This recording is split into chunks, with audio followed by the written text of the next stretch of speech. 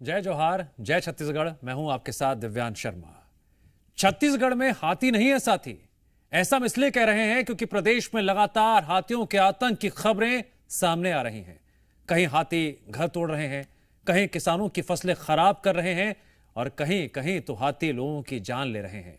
आज जोहार में चर्चा करेंगे इसी मुद्दे पर। आखिर गजराज क्यों है नाराज?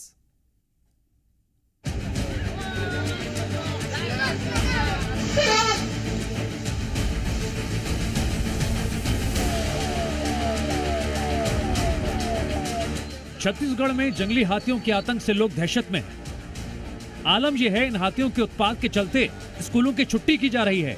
लोग डर के चलते बाहर काम पर नहीं जा पा रहे हैं। प्रदेश के तमाम जिलों में जंगली हाथी दिन ढलते ही गांव में घुस जाते हैं और घरों में तोड़फोड़ मचाना शुरू कर देते हैं।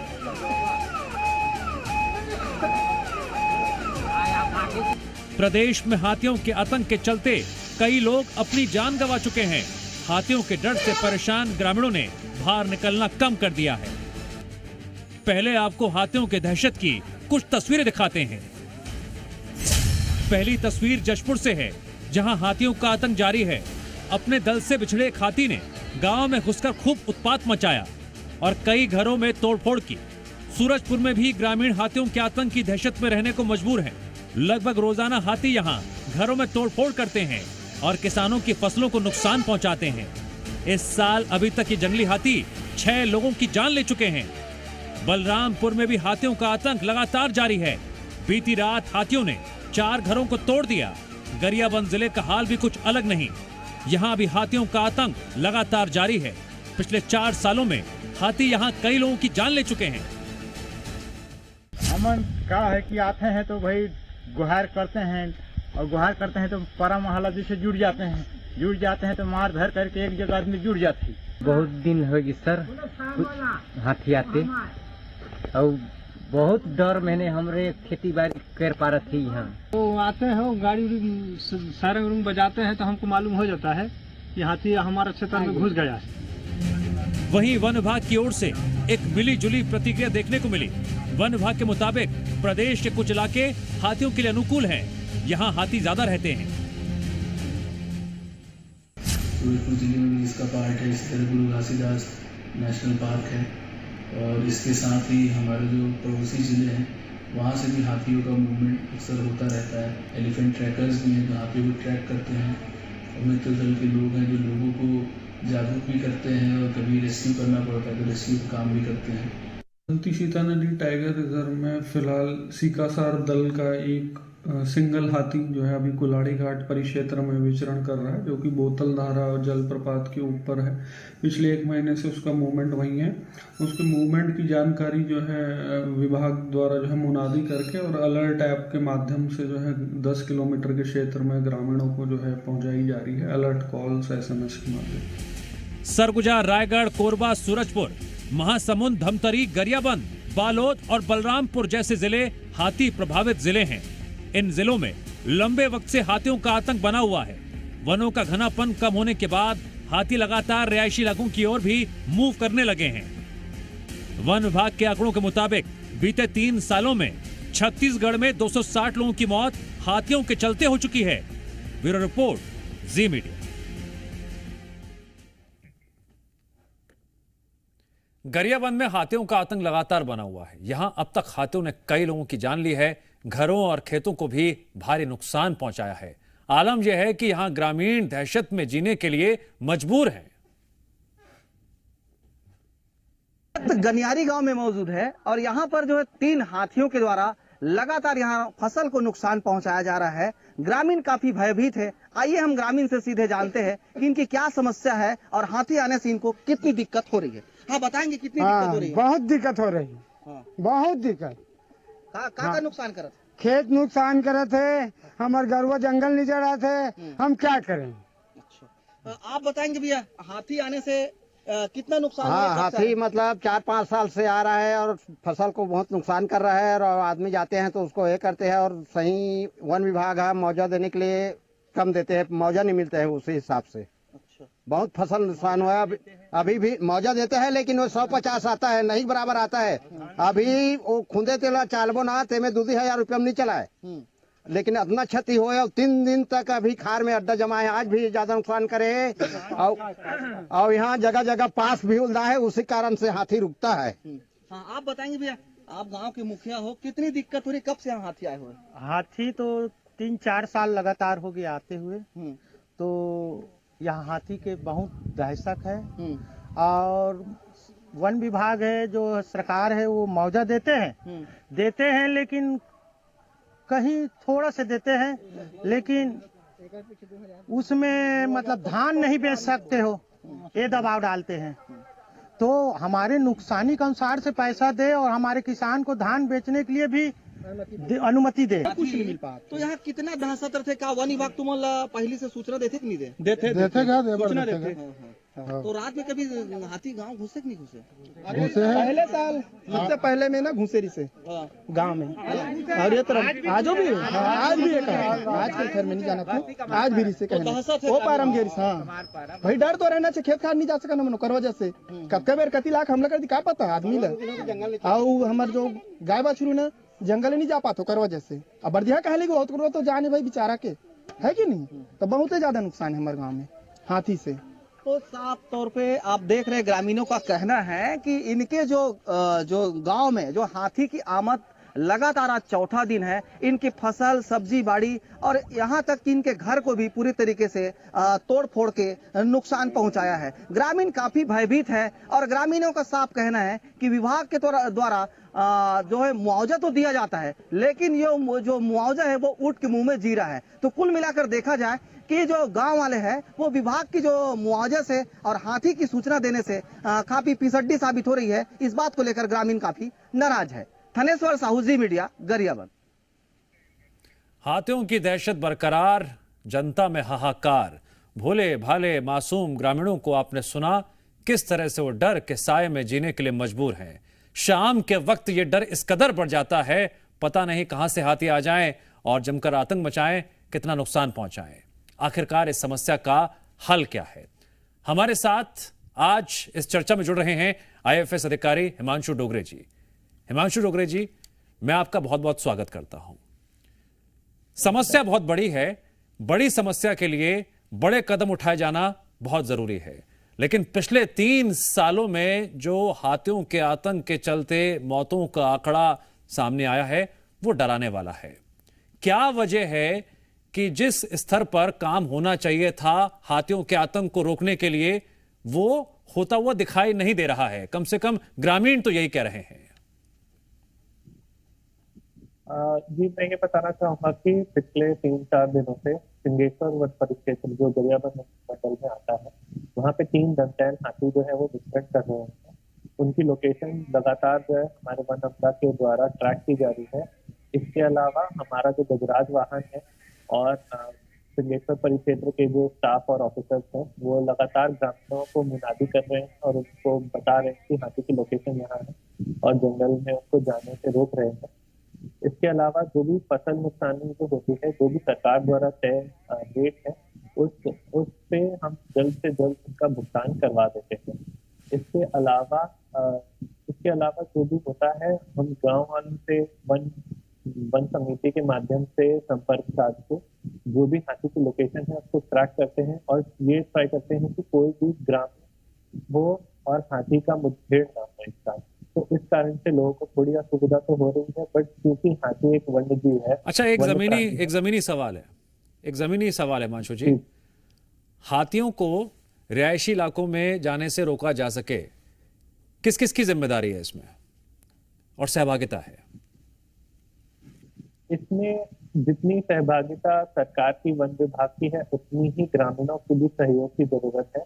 मूलतः ये तो बात है कि अगर हाथी रिहायशी इलाकों में या किसी के घर के आसपास, गांव के आसपास विचरण करेगा तो भय का माहौल होता है, बट चूंकि हाथी एक वन्य प्राणी है उसको हम खदेड़ नहीं सकते। तो जो उसका रूप, क्या आप मुझे कोई केस स्टडी बता पाएंगे हाल ही में जहां वन विभाग, सिस्टम और आईएफएस इन तीनों की सहभागिता एक साथ दिखी हो और कोई गांव पूरी तरह से हाथियों के आतंक से मुक्त हो पाया हो? जी बिल्कुल, आए दिन हमारे यहाँ पे पांडुका वन परिक्षेत्र और सिंगेश्वर वन परिक्षेत्र के द्वारा इवन महासमुंद वन मंडल के साथ हम लोग समन्वय स्थापित करके जो भी हाथी का लोकेशन है उससे अभी तक की एक भी जो जन हानि है वो नहीं हुई है। यही मैं एक मान सकता हूँ कि काफी बड़ी उपलब्धि है, क्योंकि हाथी एक वन्य प्राणी है, वो फसल नुकसान कर सकता है, उसके चलने पे भी फसल नुकसानी हो जाती है। तो उससे तो हम रोक रहे हैं, मानव हाथी द्वंद ना हो, ये हमारी सबसे बड़ी प्राथमिकता है। हिमांशु जी, अगर आपकी बातों पर भरोसा किया जाए, जो कि होना भी चाहिए, उसके जुड़ी एक तस्वीर है, हालात कंट्रोल में है, लेकिन दूसरी तस्वीर यह है कि हम आए दिन जो खबरें दर्शकों को दिखाते हैं, पहुंचाते हैं, या हमारे रिपोर्टर के माध्यम से छत्तीसगढ़ के अलग अलग क्षेत्रों से खबर आती है, बर्बादी बहुत ज्यादा हो रही है, डर बढ़ रहा है। ऐसा क्यों हो रहा है और कब इस पर विराम लगेगा?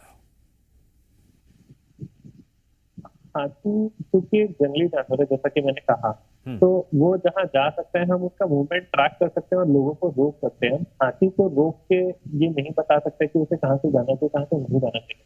जैसा कि मैंने बोला कि इसको रोकने का एक ही उपाय है कि हम लोग जो है वो वन्य प्राणियों के साथ और ग्रामीणों के साथ समन्वय स्थापित करके जिस तरह मोस्टली जो है वो जो मानव हाथी द्वंद है वो रोका जाए।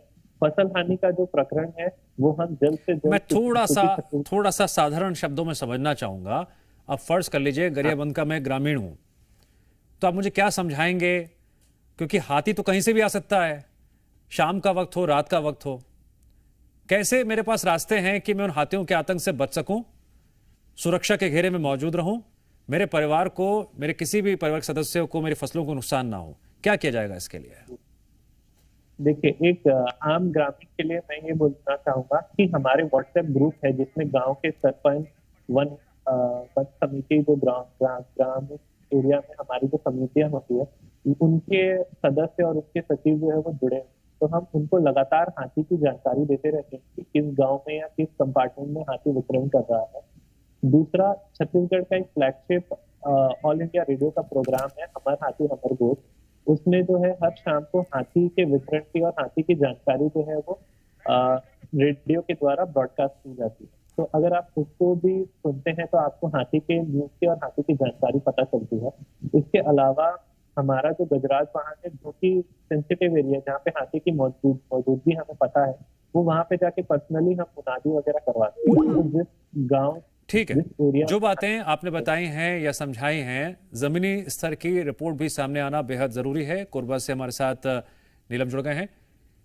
नीलम, आपने हाल के दिनों में हाथियों के आतंक से जुड़े जितनी रिपोर्टिंग की है और जो खबरें जी मध्य प्रदेश, छत्तीसगढ़ के दर्शकों तक पहुंचाई है, पहले ये बताइए, आवाज आ रही है आपको मेरी? नीलम, आवाज आ रही है? लगता है कोई तकनीकी खराबी आ गई है, आवाज पहुंच नहीं पा रही है। तकनीकी खराबी दुरुस्त कर लीजिए, उसके बाद हम फिर उनके पास वापस जाएंगे। हिमांशु डोंगरे जी, वन विभाग और सरकार, इनसे आप किस तरह से सहयोग लेते हैं और इनके द्वारा जो कदम उठाए जा रहे हैं, क्या उसका असर भी देखने को मिल रहा है? आवाज ब्रेक हो गई, आप वापस से एक बार। हिमांशु जी, क्या आपको मेरी आवाज आ रही है? अब आ रही है आपको मेरी आवाज? आ रही है। हाँ, मेरा ये सवाल था कि वन विभाग और सरकार, इनसे आप कैसे सहयोग लेते हैं? सरकार जो है एक तो मुआवजा राशि को जल्द से जल्द ग्रामीणों को प्रदान करने का बोलती है। दूसरा ये है कि हम जो है वो मुनादी करवाना आते हैं कि हाथी का चरण किस तरफ है और वो कहाँ जाएगा। मूलतः क्योंकि गरियाबंद से लगे हुए कई सारे मंडल है, जैसे धमतरी हो गया, महासमुंद हो गया, तो हाथी का विचरण जो है वो एक जगह से दूसरी जगह काफी जल्दी हो जाता है। तो इसके लिए हम सारे मंडलों से समन्वय स्थापित करके सबको बताते हैं और हर ग्रामीणों को आपकी ये कोशिशें कितनी कामयाब हो पा रही हैं? जगह जगह से हम जानने की कोशिश भी कर रहे हैं। सूरजपुर से हमारे साथ ओपी तिवारी जुड़ रहे हैं। ओपी तिवारी, हाल के दिनों में आपने हाथियों के आतंक को लेकर जो ग्राउंड रिपोर्टिंग की, क्या स्थिति नजर आई?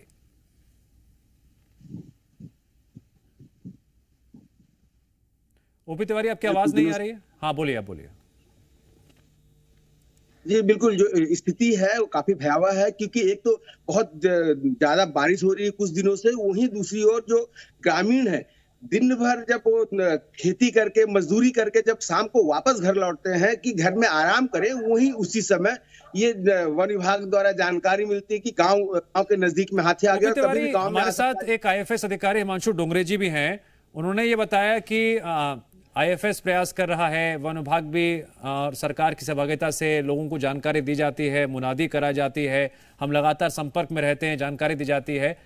एक तरफ उनकी बातें हैं, दूसरी तरफ जो ग्राउंड रिपोर्ट है, ग्राउंड रियलिटी है, वो क्या है, कितना नुकसान वहां के स्थानीय निवासियों को हो रहा है। जी बिल्कुल, देखिए इसमें कोई दो राय नहीं है कि वन अमला भी अपना काम कर रहा है, लेकिन समस्या यह है कि जो ग्रामीणों को जो इनकी जो कोशिशें हैं वो नाकाफी हो रही ग्रामीणों के लिए, क्योंकि हाथी के पास कोई एग्जैक्ट लोकेशन हाथियों का वन अमले के पास रहता नहीं है। कभी भी हाथी जंगल के अंदर रहता है और कभी भी जब निकलता है तो किसी भी तरफ जा सकता है। वन विभाग को इसकी एग्जैक्ट जानकारी कोई रहती नहीं है।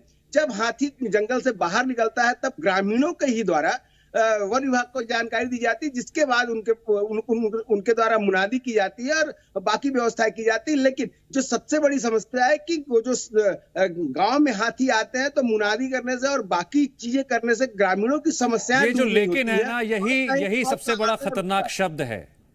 हमारे साथ नीलम दास पटवार भी जुड़ गए हैं, आप कोरबा में मौजूद है। नीलम, आपकी क्या ग्राउंड रिपोर्ट है?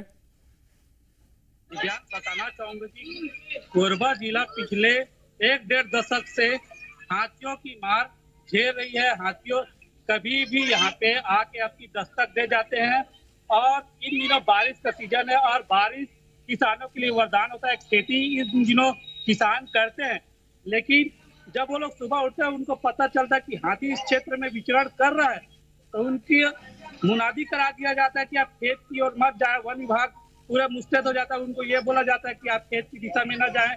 तो कहीं ना कहीं बारिश में जो उनके लिए नीलम, क्या ऐसा भी होता है कि कोई घर में सो रहा है, अचानक से हाथी वहां पर पहुंच गए, रात के वक्त में पता ही नहीं चलता, फिर काफी नुकसान हो जाए, किसी की जान चली जाए? जी दिव्यांग, बताना चाहूंगा कि हाथी दिखने में बहुत वजनदार और बड़ा जानवर दिखता है, लेकिन उसकी चाल बहुत तेज होती है। वो आज यहाँ पे है और रात में कहाँ पहुंच जाए आपको भी पता नहीं चलेगा, इतनी तेज चलती है। और अचानक रात को जब वो गांव में दस्तक देता है तो ग्रामीण सोए रहते हैं और सोए ग्रामीण के घरों में अचानक बाड़ी हिमांशु डोंगरे जी, ये बहुत बड़ी समस्या है, बहुत बड़ा डर है, इस डर का क्या इलाज है? जी मैं ये बताना चाहूंगा, जैसे कोरबा वन मंडल की बात हो रही थी, कोरबा कटघोरा के आसपास जो है हाथियों की ट्रैकिंग लगातार जो है वो थर्मल ड्रोन के द्वारा भी की जा रही है। तो जंगल में जब हाथी विचरण करते हैं तो कोरबा कटघोरा और कई वन मंडलों में थर्मल ड्रोन के द्वारा हाथी की मॉनिटरिंग की जा रही है और इसकी जानकारी ग्रामीणों को दी जाती है।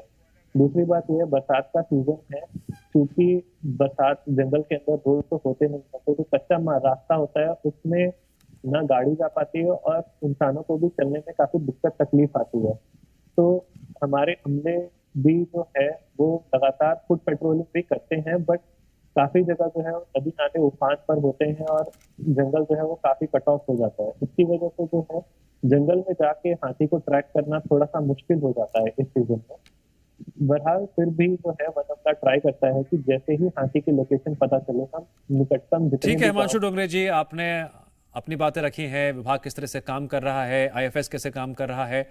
समस्या बहुत बड़ी है, जल्द से जल्द इसका बड़ा समाधान होना चाहिए, लेकिन कब और कैसे, इसका सटीक और ठोस जवाब अब तक मिल नहीं पाया। हमारे सहयोगियों का शुक्रिया, हिमांशु डोंगरे जी आपका भी शुक्रिया। और यहाँ वक्त है ब्रेक का।